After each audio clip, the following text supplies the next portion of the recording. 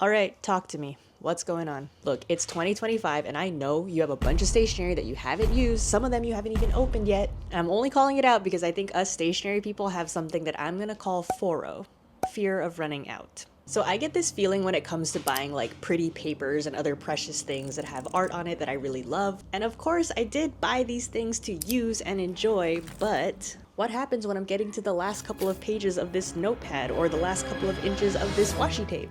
So I wanted to share some ways that I'm trying to overcome FORO that might be helpful to you. Okay, so you're gonna get yourself a notebook that you aren't using. It doesn't matter the size or the page style. And this is gonna be your dedicated memory book of swatches. So here are a couple of ways that I like to use notebooks to catalog various types of stationery. The first method is for tapes. I love swatching washi. As a reminder, standard rolls of washi are usually 10 meters long, which is 32.8 feet for us Americans. Like that is so long. You can totally afford to spare just a few inches to preserve the pretty art that's on them so you can remember it forever. Bonus tip, I've actually seen our customers keep the circular label and stick those in their notebooks too, and or write down the name of the product and the artist. Once you get to fill a whole page, it is so satisfying and you get to admire your little washi art museum. The second method is for notepads and sticky notes. So a lot of you guys know that I actually got into scrapbooking and junk journaling, and this has actually been my new favorite way to memorialize pretty papers. Basically, every time I get a new notepad, I always make sure to put aside 1 to 2 sheets for a future scrapbook spread that I'll make, and then that way I feel like I can use the rest of the notepad without fearing that I'll never see that design ever again.